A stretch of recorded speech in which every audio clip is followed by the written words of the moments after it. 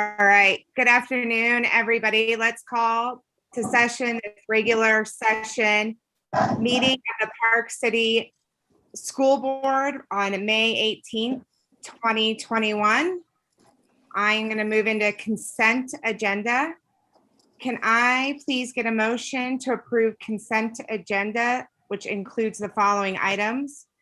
Regular session minutes of April 20th, 2021, closed session minutes of April 20th, 2021, accounts payable registers of April 14th, 15th, 22nd, 23rd, 26th, and 27th of 2021, travel request, mental health grant, licensed professional agreement, personnel information, April expenses and revenues. I make a motion to approve the consent agenda as read. Second. Is there any discussion? Sorry, all in, No. No. okay. All in favor? Aye. Aye. Aye. Is Carol? Kara?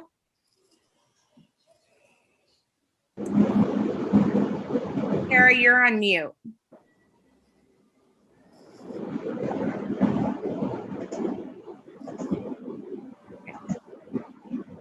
We'll just go ahead and move forward. I think because that's a quorum. So,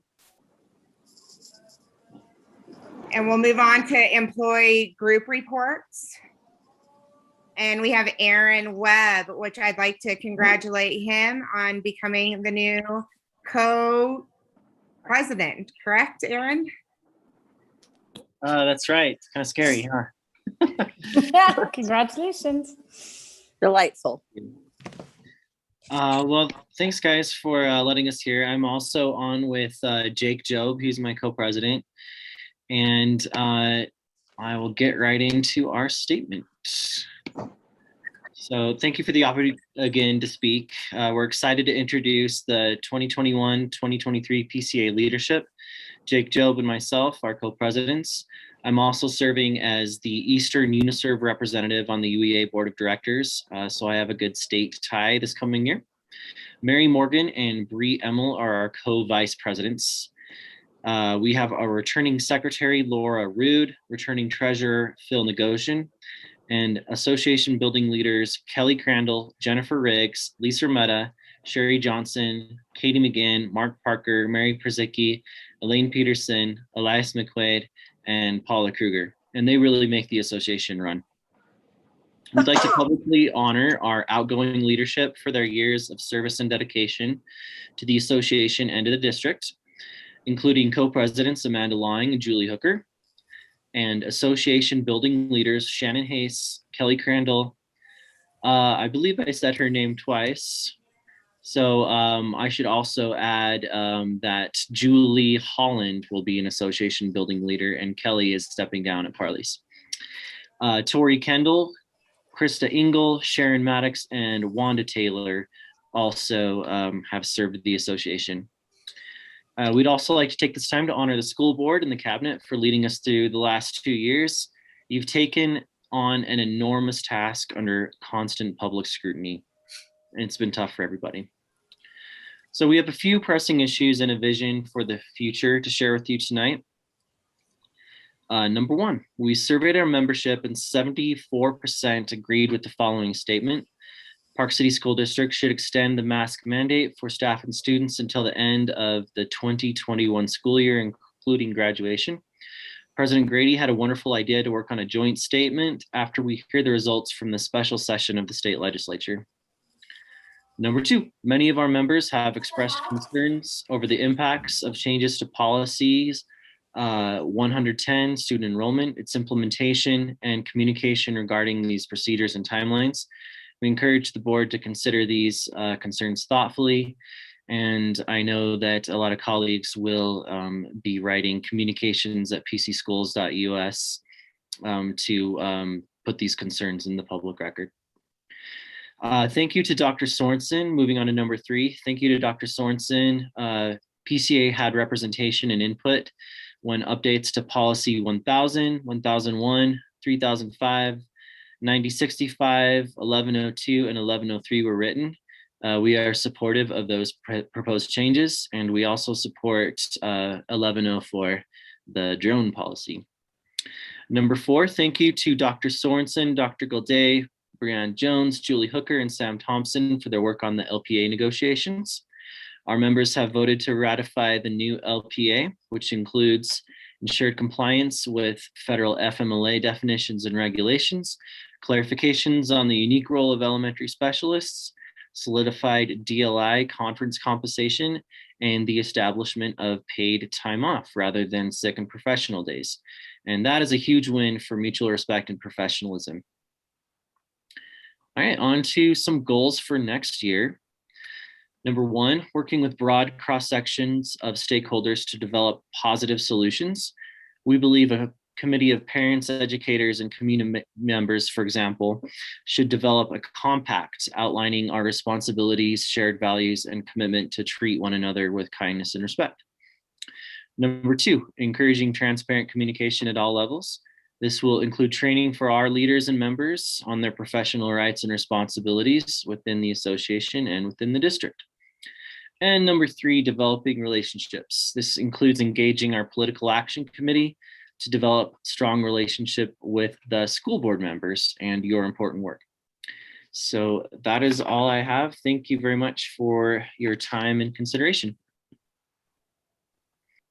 Thank you. I know Wendy wants to say something, but I do want to say I didn't see that Jake was on here before, so I want to congratulate Jake too for taking on the co-president. And I also want to thank Julie and Amanda for all the work that they have done over the last couple of years. You guys have done an amazing job to get us through this year, and we couldn't have done it without all of your supports within those buildings, and we appreciate you all very, very much.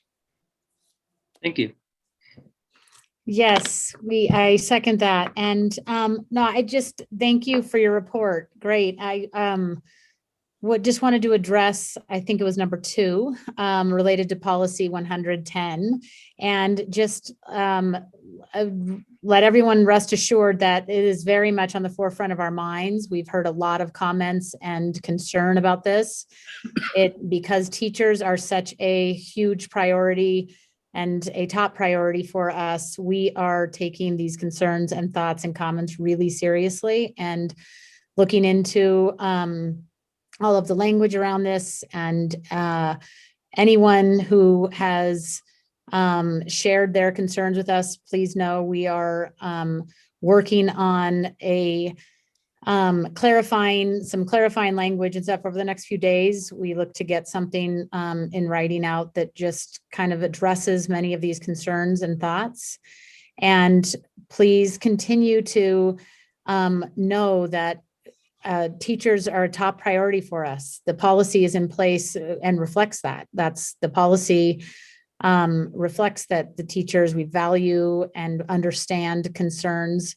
We're working to make sure this we get this right, and we appreciate anyone who's bringing their concerns and ask to continue to do so without any hostility. There's no need for that. We've definitely we're able to work better with less hostile and personal and disrespectful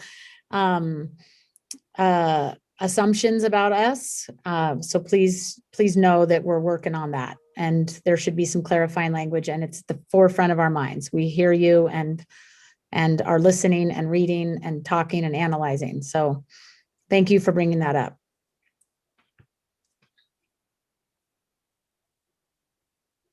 Thanks. All right, and we will now move on to the superintendent report. Thank you. I cannot believe we are at mid-May of 2021.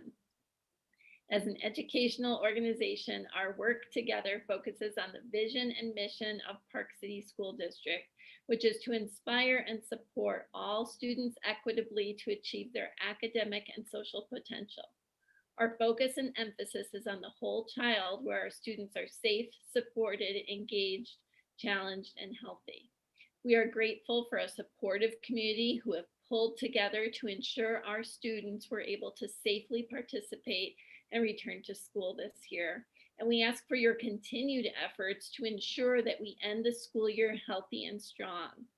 Adhering to the face mask mandate, for example, supported our ability to return to in-person learning, reduced interruption of learning via quarantine and contact tracing, and kept us moving towards that successful conclusion of the school year. While we all wish to put the pandemic in the rear view, we have 2 weeks remaining of school and ask that families encourage face masks through the end of the school year as a positive choice. Face coverings do remain the rule of law through May 31st, but we are asking our families and students to continue wearing those face masks along with our staff through the end of the school year. We do not anticipate face coverings returning for 21-22. As public education is a function of the state, our role is to ensure we are compliant with the regulations and requirements of the state. Policy is neither created nor adopted in isolation and is often aligned to statutory guidance or mandates. For next year, there are over 100 new regulations that will be addressed either via policy or handbook updates. In the event there is a concern with a policy or practice, that can always be reviewed and updated as long as our practice aligns to statutory guidance. We champion the efforts of our tremendous staff who deliver innovative and engaging lessons, and our team will continue to work in making this district an attractive workplace for all. This upcoming weekend on May 22nd is the Park City Education Foundation's fundraiser, Running with Ed. The annual event is a wonderful opportunity to support our students, our staff, and our schools. From 1 to 5 p.m. on the 22nd, many will spend some time on Main Street to see the gorgeous banners celebrating our staff. Thank you to the Lewis family for the wonderful tribute. We are looking forward to the end of a busy and productive school year and congratulate the class of 2021 on their incredible success. Thank you. Thank you, Dr. Gilday, and thank you for all of your leadership over this past year. Let's move on to discussion items, master planning update. Todd, do you want to kick us off? Thank you. Appreciate the opportunity to jump into our master planning and talk about what our next steps are and some direction that we'll need from the board. David Hart with MOCA will be our main presenter. And so if I can turn the time over to him, we'll let him walk through the presentation that you can see on the screen. Okay, thank you, Todd and members of the board. What we've done is we've taken the presentation we gave you last time, and we've updated it a little bit with some of the direction that we received from you at the last meeting, as well as we've started looking at the next steps, and we'll kind of walk through that. So I'll just run through these. If you have a question, please go ahead and jump in and ask your question so that we can address those as we move forward. Whoops. So the priorities, again, as we understood them, and these have stayed the same, is to move 9th grade into the high school, provide for CTE, combine grades 6, 7, 8 at Ecker Hill for junior high, and then provide additional pre-kindergarten classrooms at every elementary school and wraparound services at 2 strategic sites. And so Parley's Park, Jeremy Ranch, McPolin, and Trailside would all receive pre-kindergarten, but we would do the wraparound services at Jeremy Ranch and McPolin, as we talked earlier.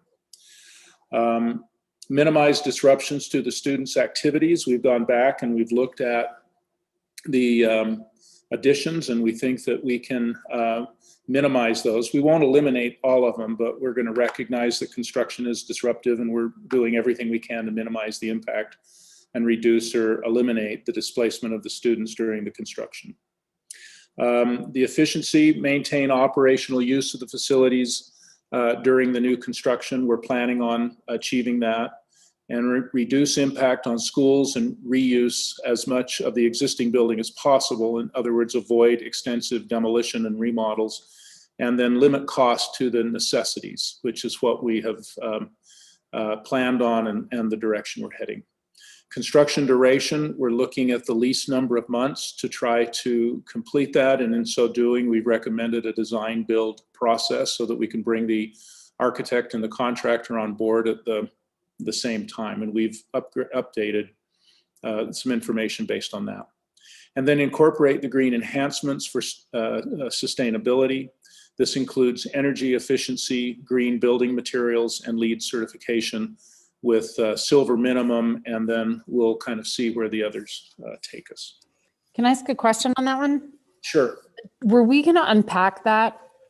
I had some notes from the last meeting that we were going to unpack that portion of it, because I think that was the second or third highest cost in this. Am I remembering that correctly? Right, and we can, when you say unpacked, you mean go through and look at each one of those? Yeah, and kind of, yeah, break down to see, I'll look back on my notes while you continue, but yeah, I just remember saying something about the, Wendy or Aaron, Kara, do you remember us saying that? Yeah, I believe that was something we had discussed. Okay. Yeah, we can talk more about that. I don't have that at this point, but we can certainly get that information for you. Let me make a note of that.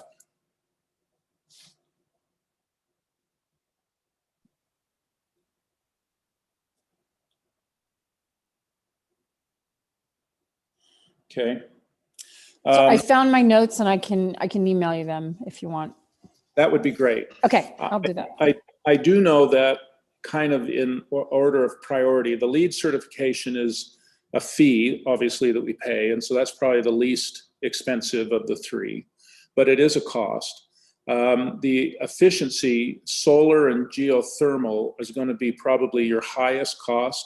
The green materials are becoming so common today. We're seeing a lot more of those in buildings today that I think the green materials are probably going to be able to be incorporated in the normal construction. So I see that as a lesser cost. I think the big cost drivers here are going to be the energy efficiency and whether we use solar energy or whether we use geothermal. And that's probably going to be the bigger drivers, but we can go through and get that information. Okay, because I think we said we'd look where we were spending the energy. I think Andrew had asked about grants or something like that. So go ahead. Yeah, and you can get grants for solar, and you can get some grants, I think, for geothermal. A lot of the green building materials, you can't get grants for those, and LEED certification is something you, like I said, you pay for. That's working with the USGBC to make sure that they approve of all of the materials and the processes and the procedures that you're using to construct the building. And they kind of act as a kind of authority having responsibility for granting LEED certification. So that's a payment you make for their review and certifying of the facility. But I do think there are grants available for solar and geothermal. And to follow up, and yeah, I just was looking back too. These three categories, is this the $75 per square foot? It is. And this is then we got into the discussion about this being for new construction. So then we got into the discussion of what that does to old existing buildings. Right. And that if correct me if I'm wrong, or if there's other information, I think the information we would also like to see is that impact. If we know the $75 per square foot, if I recall, was then going to lead to a like 75 to $100 million by spring of 2023, what I have in my notes.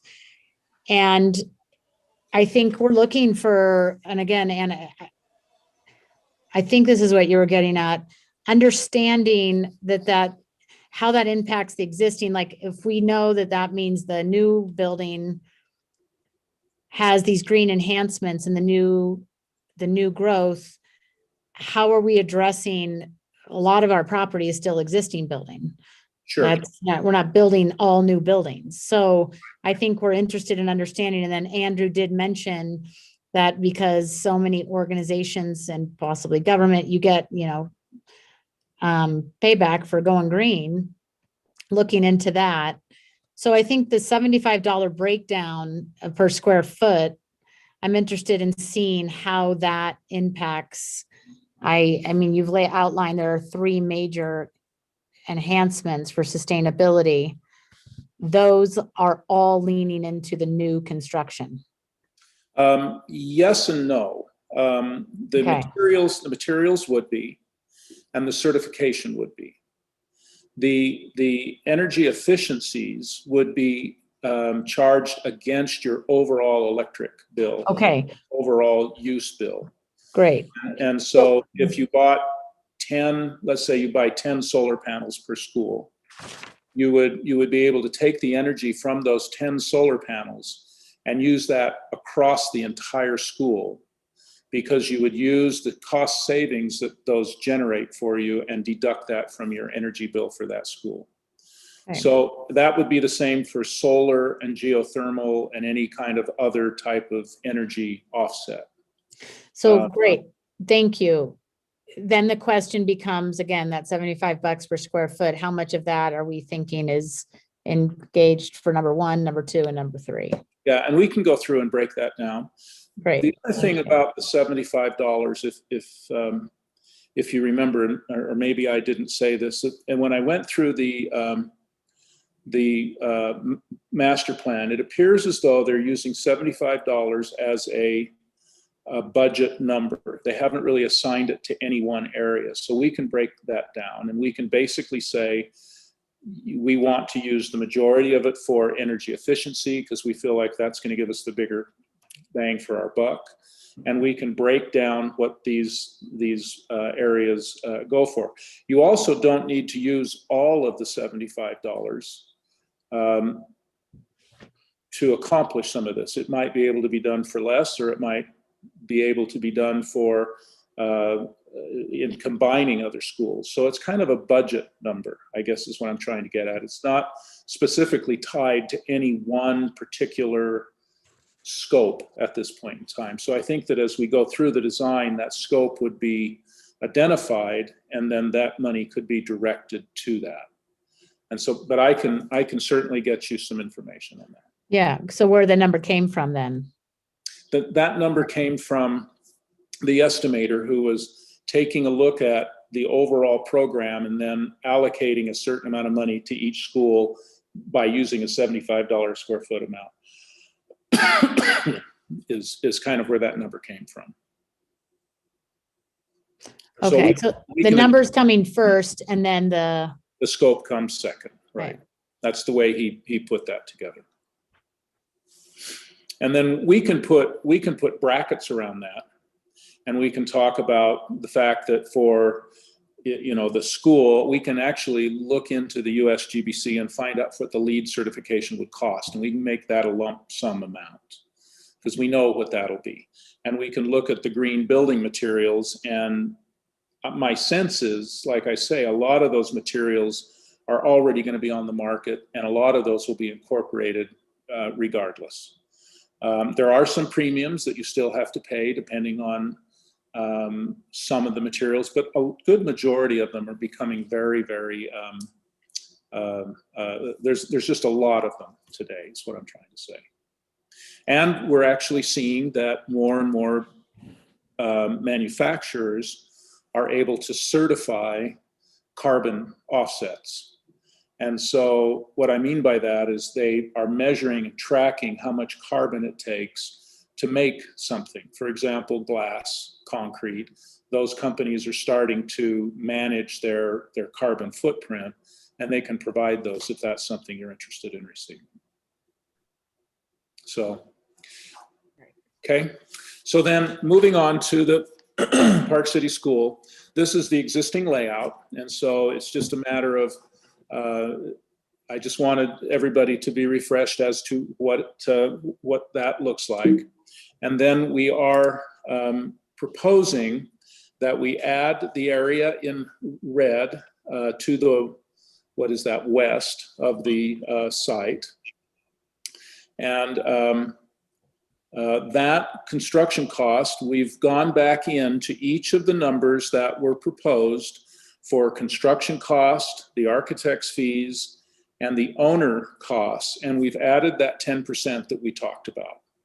So that number now reflects the additional 10% in the construction cost, the architect's fees, and the owner's fees. And what that does is it gives us a little bit of hedge on inflation and some of the things that we're currently seeing in the marketplace. And so this project then, with the green enhancements, would be about $63 million. The green enhancements, as I said, we can go through and break those out and get a sense of how we might want to spend that. But the majority of that would probably go for the energy savings offsets. On that, could I just ask a quick question? Sure. When you put all of those alternatives, whatever, however you're going to list them out, can we get a payback on all of that? I mean, what is the timeline for payback? You can. Each one of the energy efficiencies and each one of the different things that we do all have paybacks to them. And yeah, but they're all different as far as time, right? They are all different. Solar panels are different than geothermal. Wind is different than something else. So everything, even when you can even get a payback on the different types of mechanical equipment you put in the building. Well, what I'm asking is, can you provide that information with the rest of it? I can provide it once we're into design. I can't do it now Okay. because I don't know the specifics. Okay, thank you. Until we hire the designer and the designers start to make identification of what the panel wattage is going to be and how much energy it's going to generate and how fast that'll pare down, we won't have that. But we can certainly provide that on most of the mechanical equipment, if not all of it, as we go through. So you'll have a good idea of what your savings are and what your offsets are. Thank you. Sure. So anyhow, that's kind of the high school. And again, this is just a review of that. We think the numbers work pretty well from a standpoint of where we are. We are seeing that the economy is moving up a little bit. We're seeing inflation happen within the marketplace. There's been about 10 to 12% growth. We do think that'll come down as people start going back to work and factories start to produce products. Part of the reason we're seeing the growth in the economy is due to scarcity of materials and being able to deliver materials. And as we go through the summer and into early next year, we should start to see those factories start to catch up and prices should start leveling. I don't know if you've bought any lumber recently, but that's one that's actually way high. One quick question. So this has the 10%? Is that you said 10% This does have contingency? the 10% Okay. we talked about last Yep, time, and everybody felt like we should add that as a contingency. Totally agree. Okay, Now, so this went from 59.2 to 63.9. Yeah. Okay. Right. So you know how we handle that. We'll handle it on everyone the same way. We will take that contingency and we'll hold it to the side. So when we contract, we're not going to automatically contract for, say, the 44 million. We're going to try to contract for 40 million. And then as we go through the design process, if we need that 10%, we will move that over. But we don't want to automatically put it there. The reason it's attached to the architects and the owner's cost is also to control some management of those fees based on kind of where we go. So the idea is to try to give you a little bit of a hedge and a little bit of comfort as you design these facilities, because they tend to act, you know, when you design, it tends to be a little bit like an accordion. It gets big and then it gets small and then it gets big and it gets small. And so our job is to try to help and continue to reinforce trying to get it on budget. Okay. So then at Ecker Hill, again, this is the current floor plan, and we are planning on adding the areas in red and remodeling the area in orange. Again, we've added the 10% to each one of those. We do have the green enhancements listed, and that gets us to about 39.5 million. That does allow for the 6th, 7th, and 8th grades to get to come into the school. There will be the ability to try to move people around, and we're going to have to organize the construction in such a way that we can continue to use the building while they're adding on and then while they're remodeling. And so we have tried to look at the best way to try and do that. And so the schedule might be a little longer on this, but it should finish before the high school, or about the same time as the high school. Moving to the elementary schools, again, we have Parley's Park, and this is the plan. We see adding on these additions here. This is a little bit unique as compared to some of the other schools where we're adding on 2 buildings. This will probably be something that we're going to want to explore with the architect to make sure that we're being very efficient and not creating a lot of exterior surface wall, which drives the cost of the project up. We're again adding in the 10%, and we're adding on the pre-K and to the kindergartens. At which one's this? McPolin? Sorry, let me move this. Jeremy. Jeremy Ranch. Sorry, I had something covering the title. Jeremy Ranch is there's 2 that are similar to each other. This is one of it, and so we'll be adding a piece off to the side, as you can see here, and this will be similar to the other building, but it's running about $14 million with the additional 10%, and again, all the green enhancements are included in that. This is the other building, whoops. This is the other building, McPolin, that will have the addition. Very similar. And so one of the things that we're thinking about doing is maybe grouping these to an architect and a contractor so that we can take advantage of the commonality of building kind of one floor plan and trying to get that to happen maybe a little more efficiently so that you don't have 2 architects creating 2 different plans. We just work off the same plan because things are very, very similar. And then Trailside, which is again a unique school because of its configuration and the addition that is recommended, is off to the side and will connect into the current exit. And again, this is the least of the cost. It's about $7 million total, 6.9. we've gone through and we've modified the schedule to account for pursuing what we're calling a design build contract. It's a little bit different than a traditional design build contract in that we are giving them the designs that MHTN has provided within the master plan. We're telling them that we want to pursue that design and that we want the architects and the contractors to come in and complete those designs and then move forward with constructing them. And obviously there will be a design phase. We're not asking them to come in and to provide us with multiple design options to where we will pick a quote unquote design from them to move forward with. So in that regard, we are looking at a qualification-based selection from them, and we will be able to move through that process much quicker than if we were to ask them to provide a design and do drawings and then come in with a price. And so this will be a qualification-based selection where we will review their qualifications, we'll review their fees, and we'll review how they're going to do the work. And then that will factor into the selection.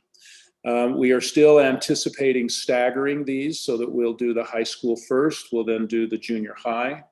We'll then double up, as I mentioned, some of the elementary schools, and we may award 2 elementary schools to each contractor to give them a little bit more, or take a look at kind of where we are within the marketplace at the time. So we maintain flexibility as we go through that process. We've also adjusted the schedule to reflect the time. And so there's been about another month added to the schedule. We'd like to, once we get into construction, see if we can't overlap this a little bit. The design right now is a little sequential. And what I mean by that is that we're not starting, we're finishing this phase where you can see the red, and then we're starting the bidding or the buyout process in a design build, and then we're starting the construction. Within design build, the option exists so that when the architect finishes the footing and foundation plan, the contractor would be able to buy that out and then start the work on the footing and foundation, possibly pulling this back. And so that is one of the things that we want to look at once we get the contractors on board, is how soon can we actually start the construction process, given the fact that we are going to start designing, or our recommendation is to start designing and start working through the process before we have the bond election, and then how soon after the bond election we would be able to start with the construction is a question we have for the contractor as we go through both the selection process and the design process. The benefit of doing this design build is that we can look at this type of a process where if we were to do a straight design bid build where we hire the architect and then months later come in and hire the contractor, we can't do that early kind of advance work. Now I've lost my, there it is, marker. Okay, so let me see if I can clear this. Zoom is great, except it makes you clear all that before you can advance the slide. Any questions about that slide? Okay. And so anyhow, this is kind of a roll-up of all the costs. And we have gone through the costs provided by MHTN. We have added in a little bit of escalation, as we've talked about. We've built in that 10%. It gives us a little bit of additional soft costs, which will help. And I think the green energy, like we mentioned, is running around $75 a square foot. And we can break that down and I can get that to Todd, and then he can distribute that out to you. And so this is about 152 million if you were to do all of the projects.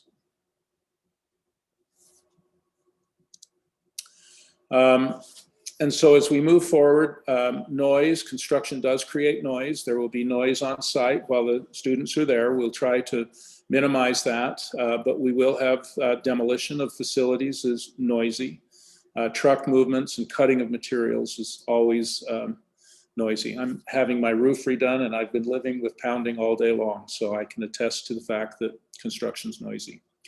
There will be traffic impact. Each site is going to have to be kind of adjusted so that we can get the contractor in, segregate the construction from the students, and then have the buses and parking and everything else go in another location. So we will work with the contractor to make sure that we handle the construction traffic and the student and bus traffic.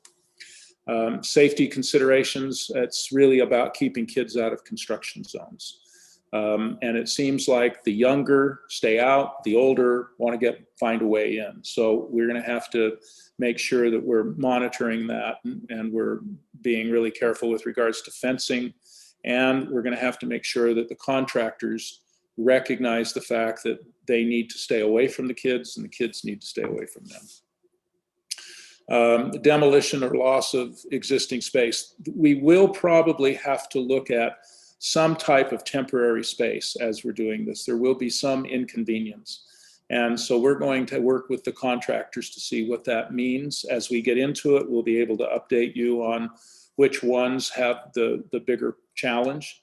Obviously, the elementary schools seem to be less constricted in this area because the additions are happening off to the side of the school. So by and large, we'll be able to close down the construction site and let that happen and let the school function in a pretty normal fashion. The high school, similar to that, although we're going to be making some major adjustments with the removal of portions of the school and removal of some classrooms. The junior high, Ecker Hill, is probably going to have the biggest impact that we're going to have to find a way to mitigate. And then we're just going to have to work with how the designs keep the classrooms functional. The biggest impact that I see is on Ecker Hill when we're adding the two pieces to the outside of that triangle. That's going to have the biggest impact on the functions going on the interior. Also, when we add the gymnasium, it'll nest in nicely to the building. But I did notice when I went around the site that there are some educational student learning centers or classrooms up on that upper floor where we're going to be blocking some of the daylight. And we're going to have to figure out how we maintain those and keep those functional.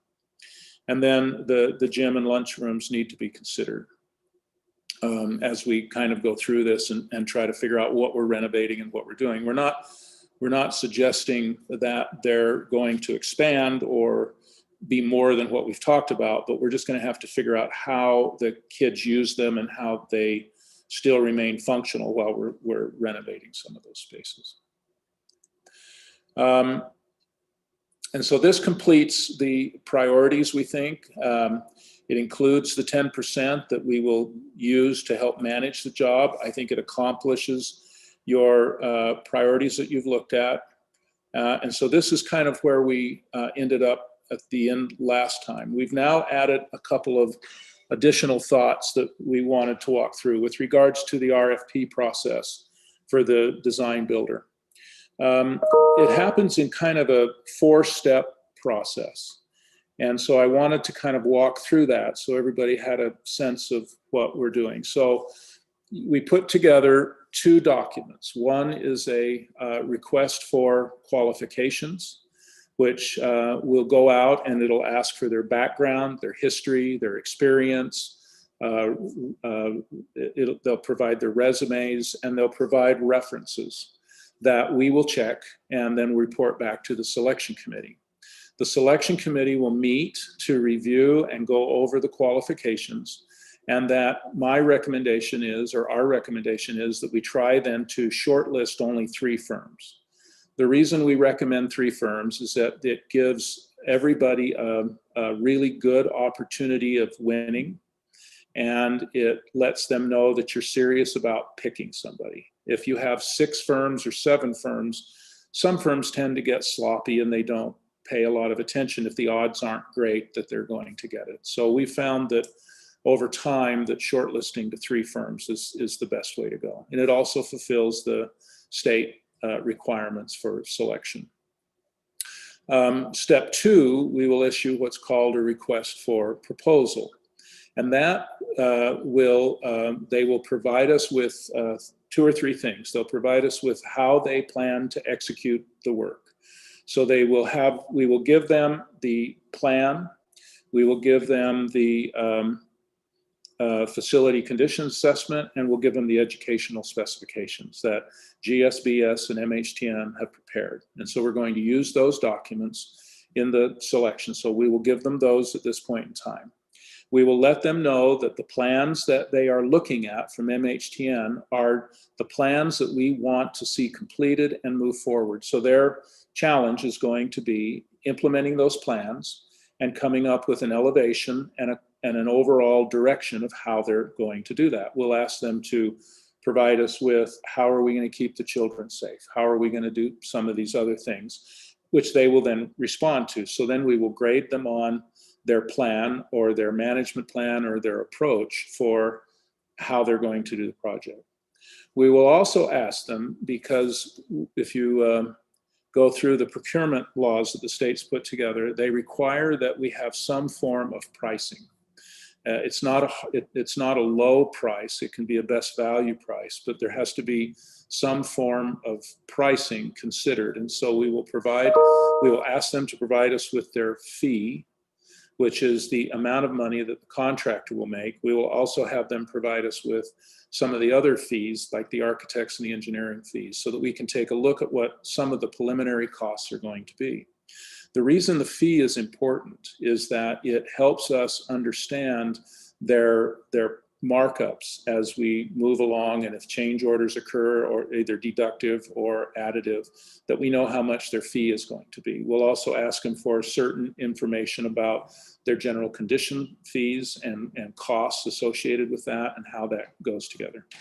So we will then take all that information and put it into a matrix and create a scoring chart that the selection committee will use to score these, and then we will hold interviews. And again, we'll have a matrix of things that the evaluation committee, selection committee will score on. We'll take all of that together, we'll add it all up, and we will then have one that'll come out as the apparent winner. And then we'll enter into a negotiation with them. Hopefully everything goes well. We'll negotiate the contract with them. And then step 3 is to have them begin the design process utilizing the materials that we have. Once they start going through that, we will then work with them to develop what's called a guaranteed maximum price, which is a GMP. Within that GMP, it basically says what they're going to build for a set price. And our job, and everybody's job on the owner side, is to get what you need and what you want in that facility before we hit the GMP. Anything that happens after, any additions that happen after that GMP are more expensive and more difficult to add. And so the contractor makes a higher profit to some degree, or they add more cost to make those things happen. And so we want to try and do everything we can to make sure that we have the design we want before we get the GMP.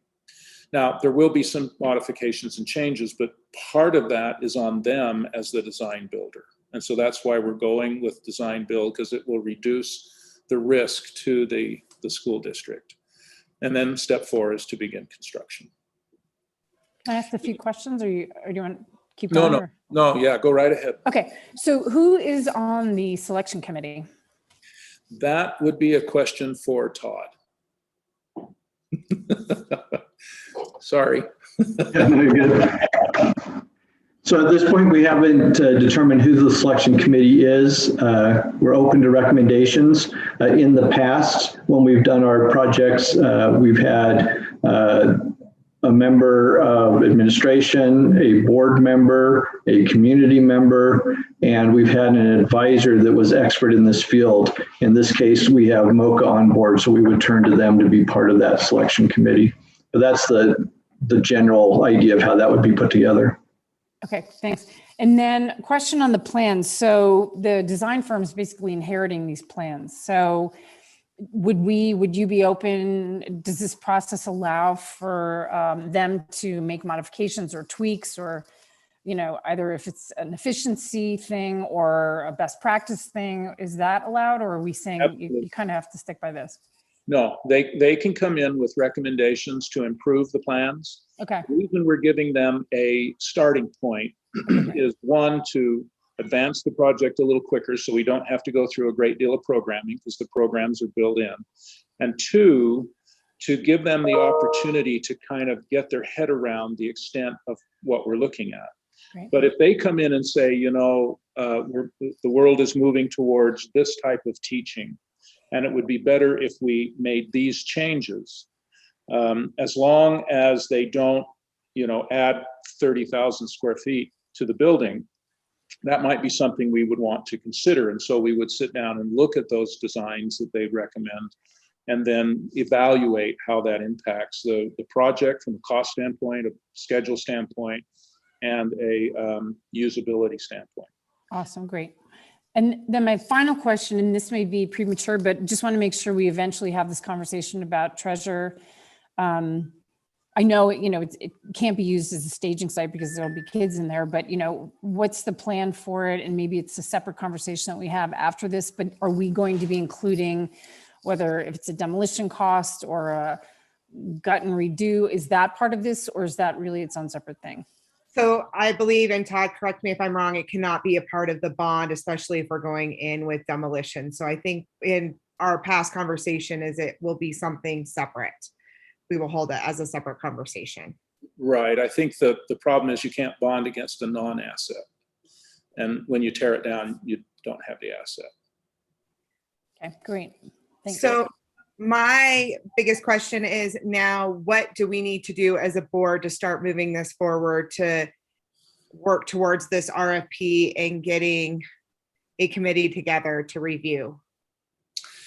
Great question. And that kind of leads into this slide here. So the first thing we probably need to have you do is to give us some idea with regards to your prioritization for a single bond. The way the bonds work is that if, for example, we list the high school, Ecker Hill, Parley's Park, Jeremy Ranch, McPolin, and Trailside in order that way, and the bond is for the whole amount, the $153 million, then what has to happen is that you utilize the dollars, the $153 million, to complete these schools somewhat in order. And so, for example, you can't do the high school and then jump down and do Trailside. You would have to do the high school, Ecker Hill, Parley's, and so on. And so they would follow that sequence that we put out.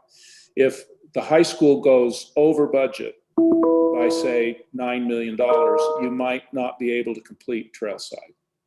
And so that's the way the bond works. And so that prioritization is really, really important.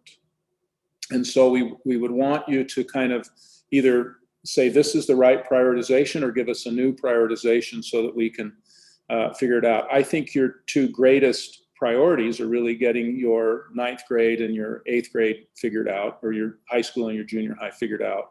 And so I would suggest that the high school and Ecker Hill are in the right order, and then how you want to deal with Parley's, Jeremy, McPolin, if you want to move those around, I think there's some flexibility in that. Is that something we do tonight, or is that something we do in a work session, or do you want our thoughts now? Todd, what do you think? So, excuse me. So at this point, we've assumed this order because of past conversations with the board. So this is an opportunity for us to confirm that this is still the direction we're going. If this doesn't look right or is not as anticipated, we would probably want to get some direction today. However, the final decision happens when you pass a resolution for the bond question. And that's when it gets locked in, and that would have to happen before August. But for our purposes now to know, should we be putting RFPs out and working with the architects and the construction communities, which ones can we start putting out on the street? And as long as this order looks familiar and comfortable, we would start working our way down that with our RFP processes. So the only thing I was going to say is I totally agree with high school, Ecker. I would just move the 2 elementaries with wraparounds up. And I don't know that Parley's has one. So I would just move Parley's below Jeremy and McPolin. I don't know what you guys think, but it seems like those have more. You would say these two need to go up here. Yeah, and just reverse the order. And can we tell you the rationale though for the way Yeah, it absolutely. Yep. So the rationale was that Parley's is a school that has been over enrolled most recently.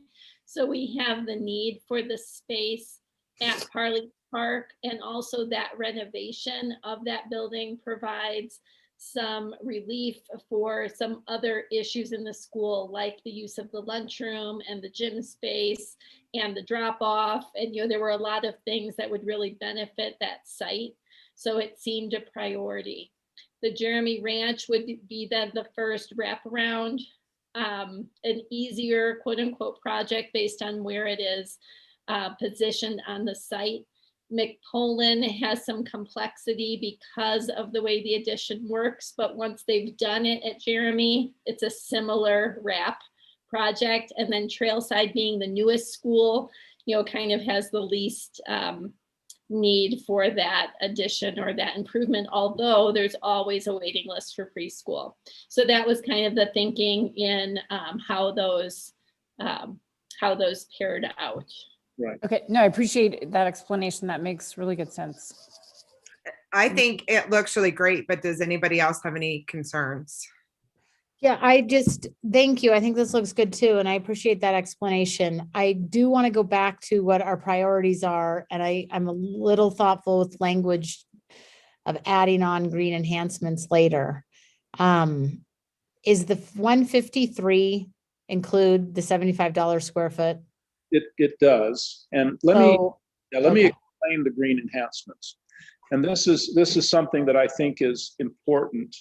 If we were to have a item number 7, that was green enhancements, for example, on the bond. So over here we had, let me see if I can highlight this. If we had number 7 point, and this is green enhancements, right? Okay. Sorry, I can't. It's hard to write. I get what you're saying. That's not. That means that you have to complete all of this work first before you start integrating this. And so this is kind of as an add-on, it gets left to kind of the end. If you build it into the design, that means that you would build it into each one of these designs, and that's the way we have it set up with the $75. Now, whether we use all $75, whether we use all the $75 or whether we use a portion of it, that was something we can break down, but I would suggest that we not put it on as an add-on. Okay, I'm probably just not following. So when I look at the 1 through 6 right now, a bond proposition prioritization, a single bond of 153 million, that does include the $75 per square foot of the green enhancements. What are the additional parts of the green enhancements then that are added on as number 7? What is that? Or is that something that hasn't been broken out yet? If a lot of what was proposed to the board, Wendy, or proposed within the build was that you do things in a way that have the buildings green enhancement ready. So in other words, you have the infrastructure and some of the work in place so that you could later maybe add the solar panels or later add some of the equipment to make it more functional. So that was some of the thought with, kind of designing for that future, but maybe not installing everything, on day one based on the timing of grants or the sorts of other funding that may be available.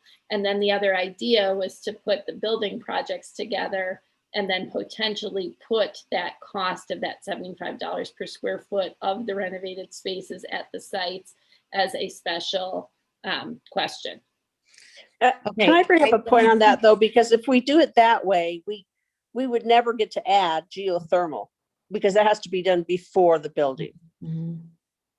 So that would be my question to Kara's example. If what does it look like? What is the incorporation? Like if we're going to have a single bond and have $75 per square foot designated to sustainability, we need to know what that means. Like if it means just that we aren't going to have any, like what green enhancements are happening in the building of the 1 through 6 while we're building it, if we're spending and asking for a bond of one, including the $75 per square foot. And I'm sorry if I'm just not connecting some dots. I think it goes back to Ann's initial question. What are we looking at in terms of the breakdown? The $75 per square foot would get us what in a bond out of the 153 million? What could we expect? Is it the carpet material, the wall material, the way the other resources used? I just want to know because then how much more would we be asking for or needing to make those come true? So with, for example, $9.6 million on the high school, you could buy a good deal of solar energy. You could buy a good deal of geothermal energy, and you could even balance that out, so to speak. I'd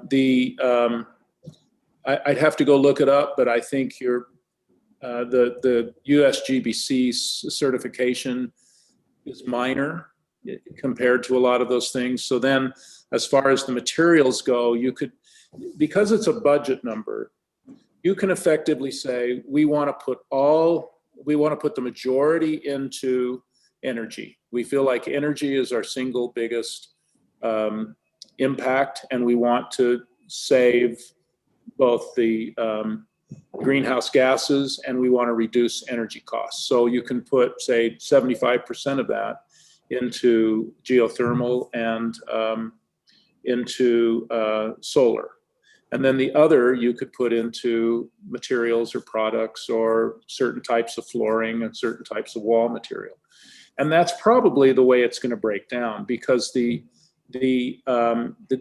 solar energy costs are going to be probably your greatest level of return. The green materials will be nice, but you're not going to get a lot of return for those. And so anything you put into an energy enhancement or an energy savings is going to give you a payback and an energy return over a period of time. And so what we could do as we look at this is we could say 75% of that dollars are going to go into either geothermal, or it's going to go into solar to enhance the entire facility. And that's probably one good way to take a look at it. Then we're going to take 25% and we're going to put that into materials, and then we'll pay the fee for the USGBC. I'm not sure you need to get real specific. My only suggestion is that we include it in the cost of the bond at this point in time, so that you have the ability to work through that as we get the architects and the contractors on board. Can I ask you a But is question? it correct? Sorry, wait, Wendy, one sec. Will this clarify? So in the orange, 1 through 6, that includes the initial green enhancements, right? Is the green bar the additional things? Again, back to my notes, we've talked, and as Dr. Gilday just mentioned, about other enhancements to the existing buildings. Do I understand that correctly? 1 through 6 includes. Through 6, the $153 million includes the green enhancement. Right. There is a question that was raised by somebody with regards to incorporate them into the schools, or do we do it as an add-on later? And so all we're doing with the second question is saying, do we add it on later? In other words, move that amount of money, $24 million, to the end of the build, and then go back and add it on where we want to? Or do we incorporate that into each of the different facilities? And so our recommendation is that you leave it in each facility, so that each facility incorporates those green enhancements going forward. And then we can decide as a group how you want to spend the green enhancements associated with each building. So am I correct in thinking, though, or am I wrong that, can you go back after an addition and do geothermal energy solutions? Does that have to be done before the new building? It's more efficient if you do it before, because you But it can be done after?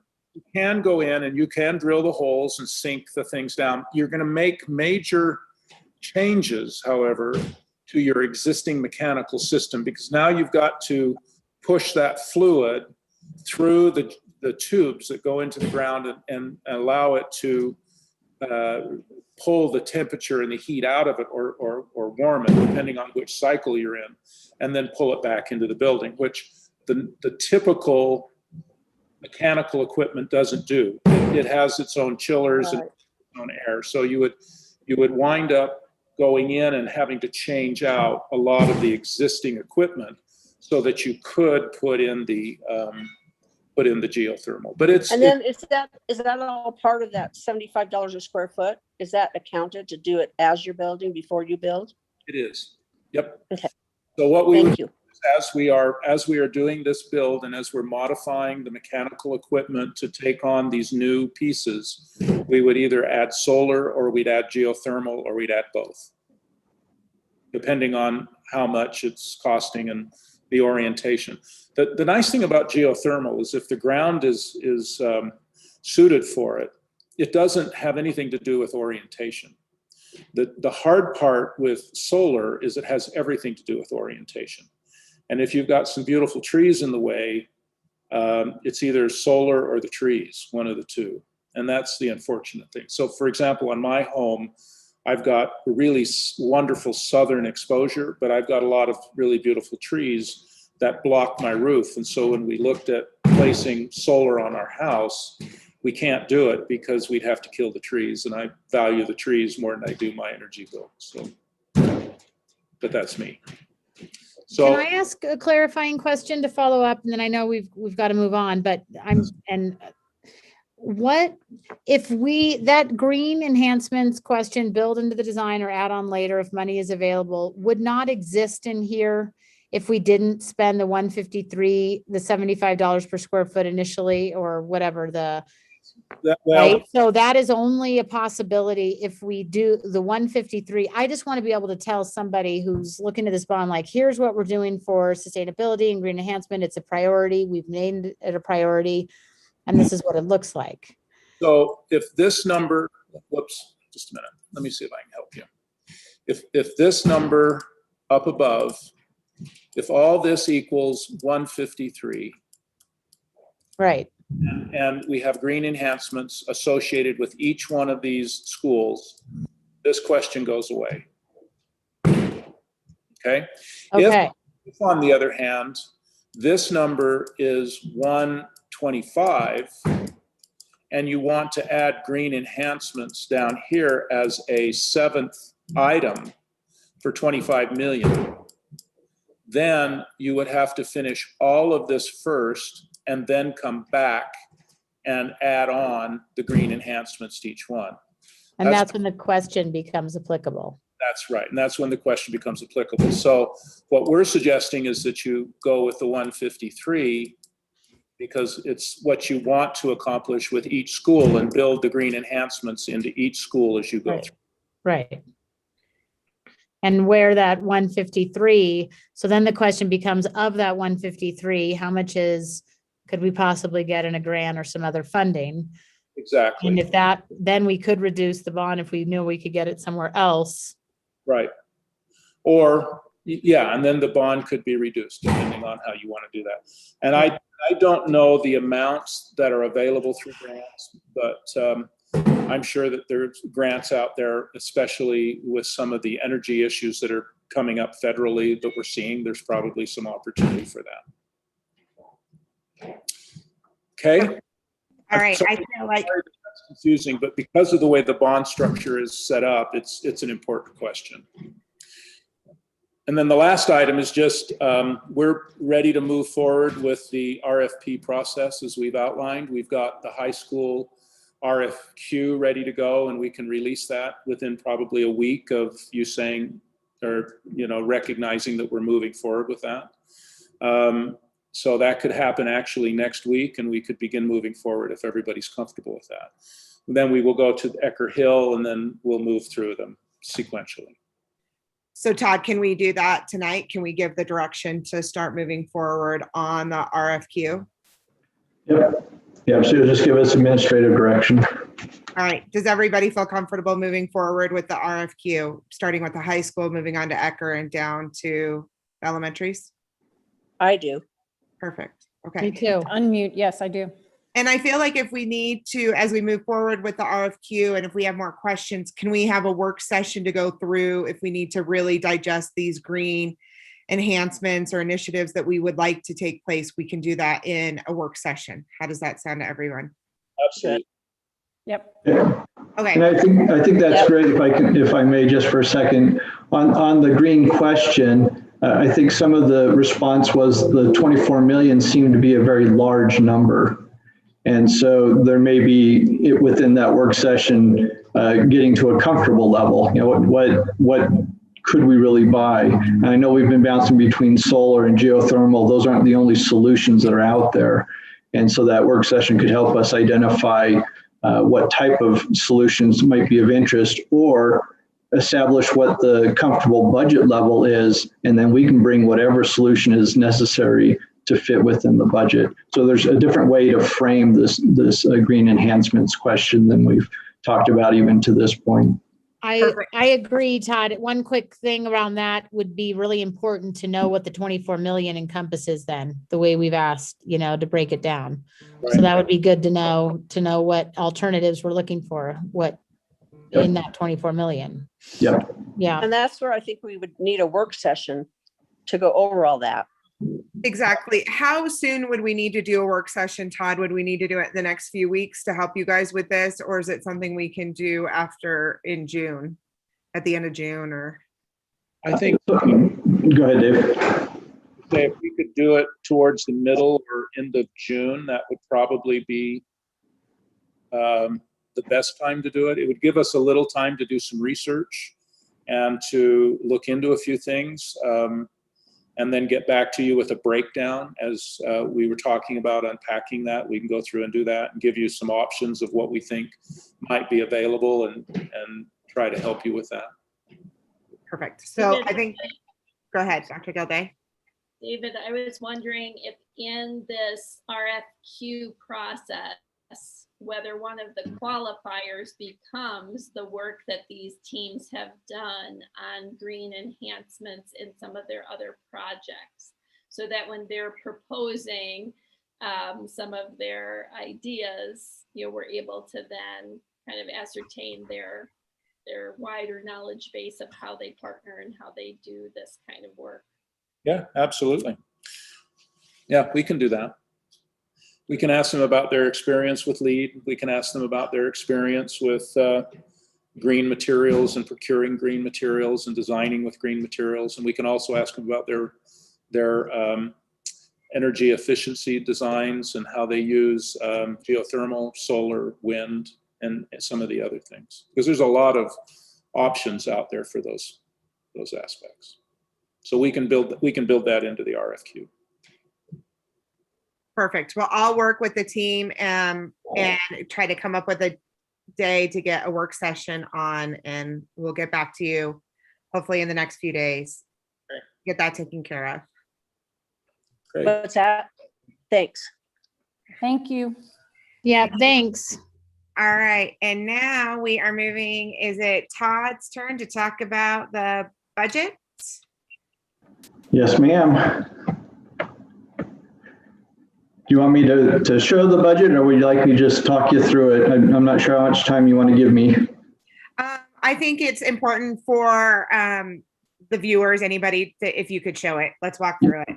You bet. Since we're going to go into our budget hearing next month, I think it's important.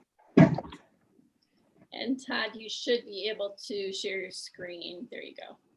Yeah.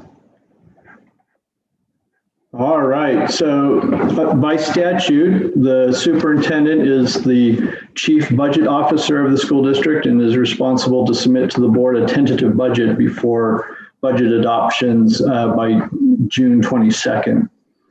So this is that submission. It's available to the public out on our district website as well, so they're free to take a look through that. What we're proposing in this budget from an operational standpoint is about a 2% increase over last year's budget, and primarily funded with property tax dollars and with state funding through the WPU. I'll get into a little more detail in a minute. And then also we have the federal CARES Act monies that are coming. So we have ESSER 2 funds built into this budget, as well as the GEARS money, which is funding that was provided to the governor, who can then prioritize those for public education, higher education, or other governmental services. So those dollars are built into this budget as well. We've looked at 4 priority areas of relationships, instruction, supports, and access.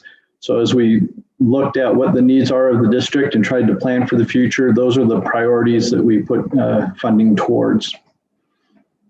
On the enrollment level, we have done our forecasting, and the state forecasting is coming in actually a little lower than ours.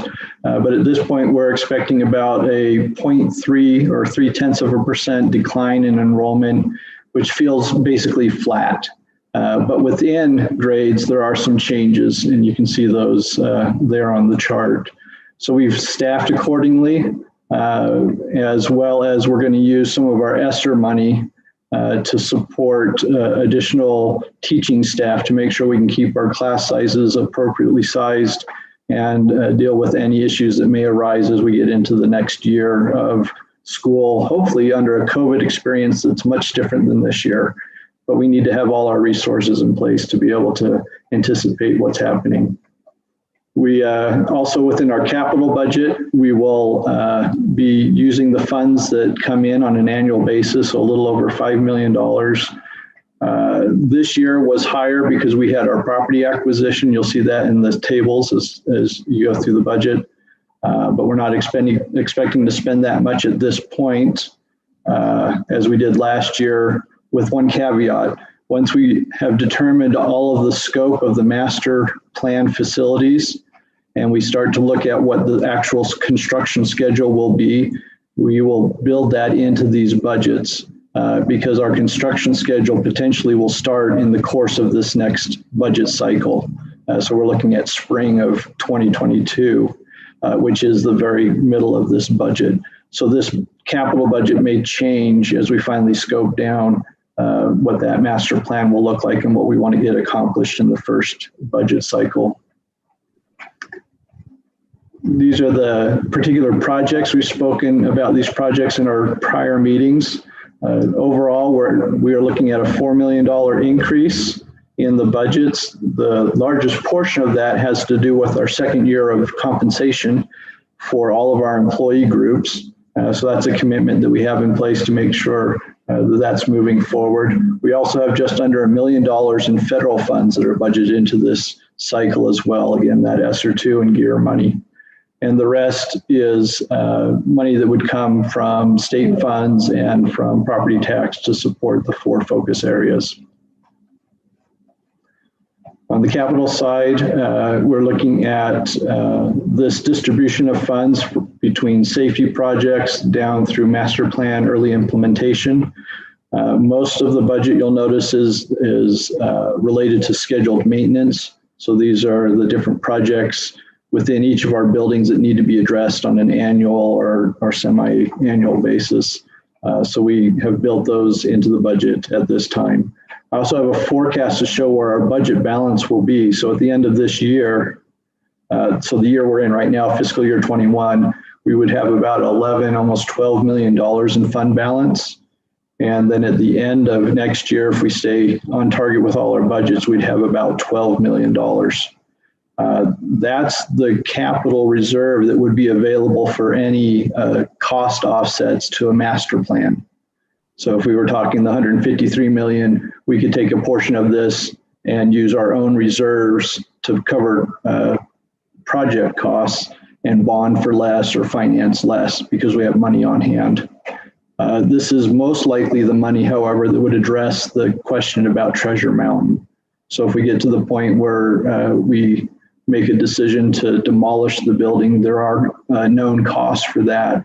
This would be the primary source to cover those costs as opposed to a debt finance idea. There's a narrative here for each of the budget requests. And with that, I'll stop here. Again, there's some charts to show how the money is distributed and where it comes from. We have the full scheduled tables of last year, so you can compare last year's expenditures, the year before, and then where our tentative budget is headed. Open to any questions on those particular items. And I'll leave it at that. See if there are any questions from board members. Anybody have any questions for Todd?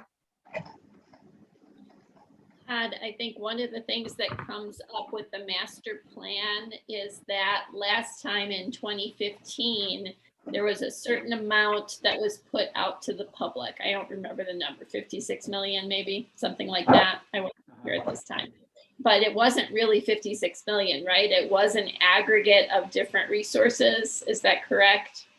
Yeah, so we want to be careful when we start talking in terms of projects and how the projects are financed. So when we talk about $56 million in a bond proposition in 2015, that was not the total project cost. That was just that portion that would be funded through a general obligation bond. The board at that time had committed about $10 million of capital reserves to the project, and also had set a target amount of $16 million that the administration was to raise through private sources. So the total project cost was more than $70 million. However, the portion that would be debt financed was less.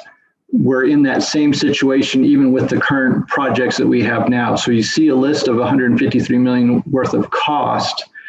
The question then becomes, how much do you want to debt finance? If we think the bond should be something close to that number, then we're good. We don't use any other resources. If we feel that the debt financing should be something less than that, then we have to ask the question, okay, where do we go? Do we look at our reserves? Do we look at other private sector contributions? We talked about getting grants on the energy projects. So those are the other pieces that come together that support a full project cost, but that may not be what the actual bond proposition adds up to. Thank you. I think that's helpful as we're going to go in to be talking about future projects. When people do bring up that comparison, I think it's important to talk about, it's not actually tripling in cost. Yes, things have escalated in 8+ years, but there were other funding options as well then. Yeah, and it's always hard to do a straight across comparison because that project list is not the same as this project list that we're talking about at this time. So that would have to be taken into consideration as well. Yes, there's a touch on the high school. Yes, there's a touch on the Kearns campus area, but they're not comparable in that fashion. Perfect. Well, thank you guys. I know how much work you guys have been putting in this over the last few months. So thank you. I think it looks great. And then we have our our budget hearing next month, correct? During the meeting? Correct. Yeah. So what date is that? So June 15th is the next board meeting. So the public hearing for the budget will be on that date starting at 6 p.m. So you'll want to conclude your regular business before 6 that day. And then it's a public hearing, so it's an opportunity for the board to hear from the public with regards to the budget in particular, not to other topics, but just the budget itself. After the hearing portion is concluded, the board then has opportunity to take action. And so that's where we're headed.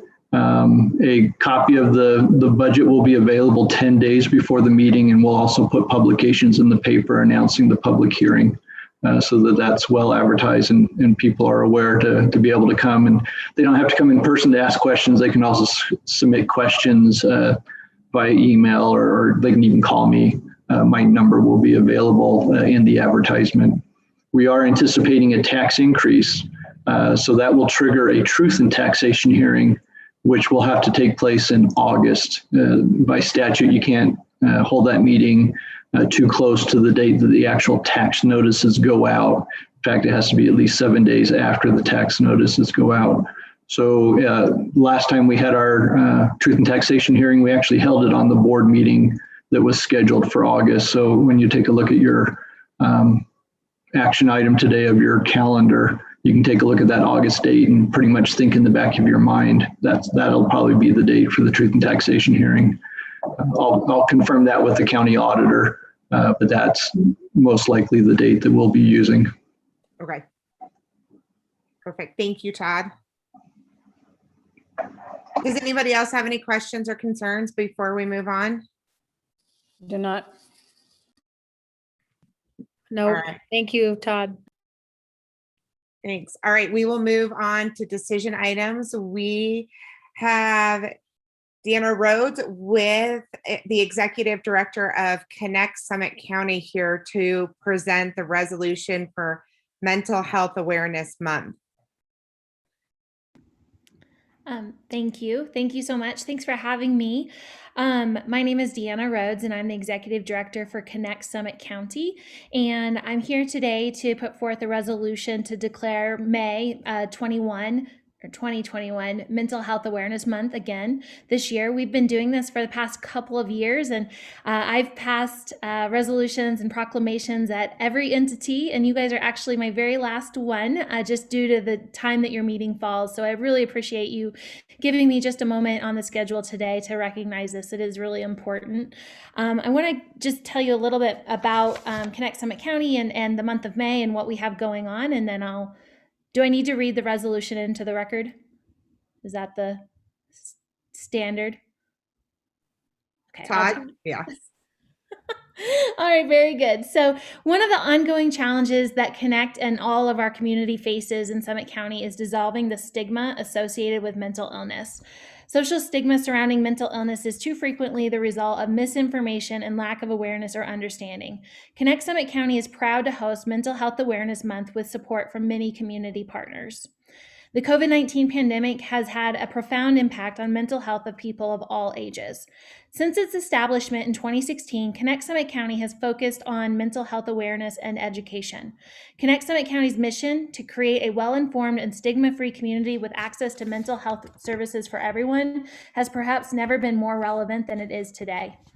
The official calendar has virtual and in-person events, social media campaigns, and grassroots activities during the entire month of May. You can visit connectsummitcounty.org for all up-to-date details and to RSVP.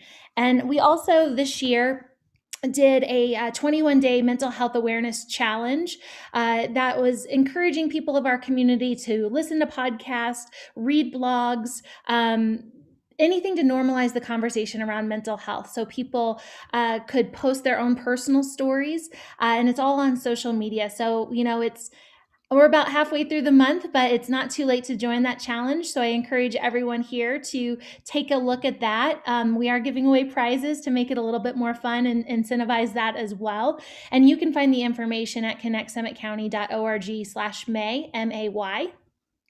I also want to personally invite the entire board here to an in-person event that we're having on May 25th at 6:30, located at Park City Community Church. We will be hosting the author Stephen M. Grant. He wrote a book called Don't Forget Me, and it's a memoir of his loss of his not one, but two sons to opioid overdose, and the underlying mental health issues that they had that surrounded that as well. And, his message is really trying to turn a terrible, tragic situation into one of hope.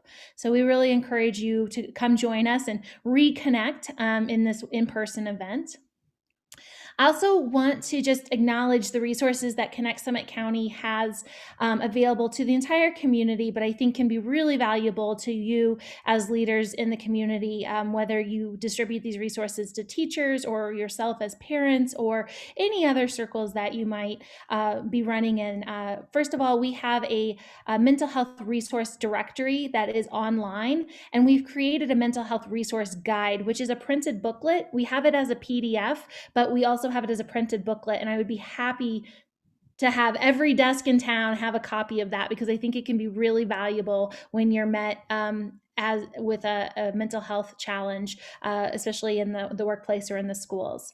And then we also have peer navigation services, which is a live voice. It's not crisis. I do want to be clear. It's not a crisis line, but it's a phone line where you could reach out to this phone line and receive emotional support as you're being helped to navigate to the different resources. And we have this in both English and Spanish, which is really important to note as well. Our Spanish, we have a native Spanish speaker that's culturally competent, that's really able to help provide resources. And the way I see, at least for the school board, to really be able to utilize this is an extension of your teachers, your counselors, to be able to provide these numbers to your parents. It can be so valuable. And so I want to give you those numbers. It's for the Spanish speaking line, it's 435-655-1230.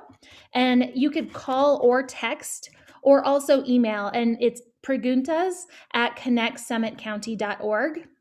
And then the English speaking line is 435-776-HELP, HELP. And then the email address is resources with an S at connectsummitcounty.org. And again, those resources are those lines, they're not 24 hours and they're not crisis, but someone will get back to them within less than 48 hours. We'd love to make that time a little bit shorter. But when you're trying to navigate the system and you've come to a stopping point, it can be just a lifeline. So please share that with anybody you think would be able to benefit from that. So, and I also want to note that those are free and confidential. All right, so I'm going to read this proclamation, and it's a little long, so bear with me. I appreciate you. So, whereas parents across I think I've changed this. Parents across the country say they've dealt with at least one of several mental health issues. More than 2/3 of mothers, 69%, say they've experienced adverse health effects over the past 2 months, and half of fathers, 51%. Whereas many Americans are experiencing mental health challenges that they have never experienced before and are not equipped with the knowledge of how to navigate the complex mental health system. And whereas according to 2019 U.S. Census Bureau estimates, the population of Summit County has reached just over 42,000 citizens. The National Alliance on Mental Illness states that 1 in 5 adults in the United States will experience mental illness in a given year, and approximately 1 in 5 youth aged 13 to 18 will experience a severe mental disorder at some point during their lifetime. Whereas the Kim Gardner Policy Institute and the Utah Hospital Association confirm that 1 in 5 Utahns will experience a mental illness, and yet there is still a stigma associated with mental illness and its treatment. Extrapolating by the population of Summit County community, this means that about 8,000 of our residents could be suffering from a mental health condition at any given time. Whereas this does not include the significant ripple effect on their families and friends, the impact mental illness reaches families, neighborhoods, schools, and the workplace. Whereas when asked, 76% of Summit County survey respondents are unlikely to personally ask for help with a mental illness.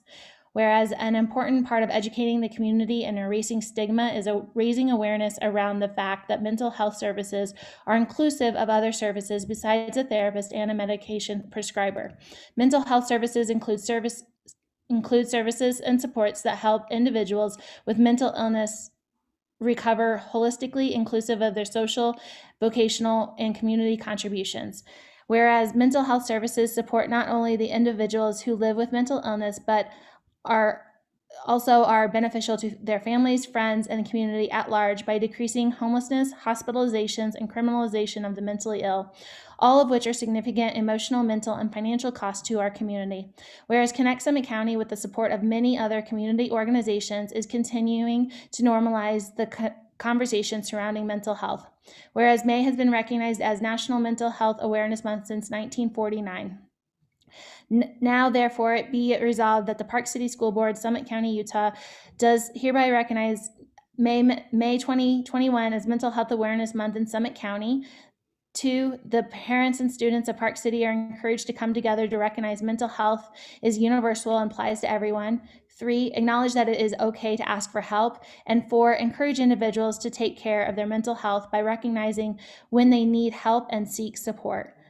So again, Connect Summit County is here just to ask for your positive recommendation of that resolution, and really just appreciate all that you have done for mental health. I know collectively as well as individually, you all have played a really critical role. So thank you. Thank you so much. Thank you for all that you do for the community. Can I please get a motion to adopt the proclamation declaring May 2021 Mental Health Awareness Month? I make a motion to declare May May 2021 Mental Awareness Month, or as stated by Aaron. Second. All in favor? Aye. Aye. Thank you so much. Thank you, guys. Thanks, Deanna. Thank you. Great to see you. Bye. Bye. Perfect. Now that was awesome. Let's move on to the board meeting calendar. Can I please get a motion to approve the board meeting calendar for the 21-22 school year? I make a motion to approve the calendar as read. Second. Is there any discussion? No. I have one question. I just want to make sure, is the 17th, considering that we go back to school just like normal years, non-COVID years, would the 17th be our back to school nights?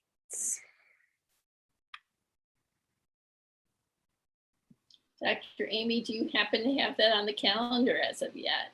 We do have a district calendar that we've been building, so let's take a minute to take a peek at that. Yeah, let me look and see if the schools have entered that information yet.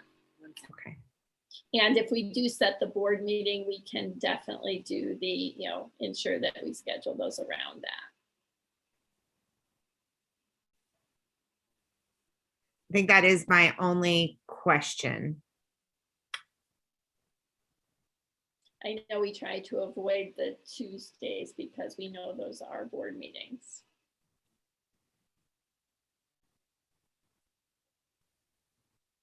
And Todd, you said as far as our truth in taxation, the 17th also, that keeps us in compliance with the state. Like that is good timing with the tax.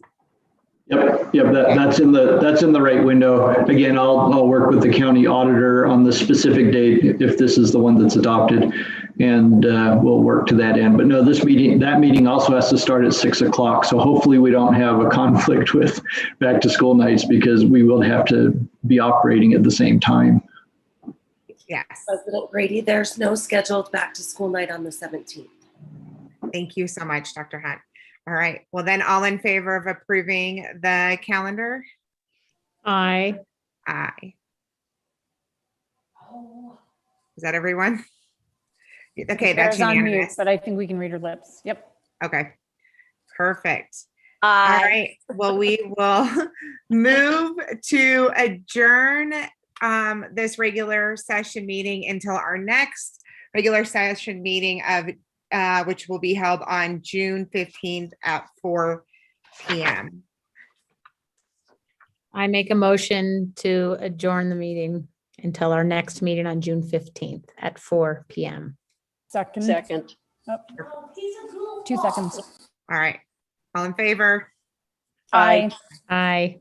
Thank you, everyone. Thank you. Very productive. Bye. Thanks. Bye-bye. Bye.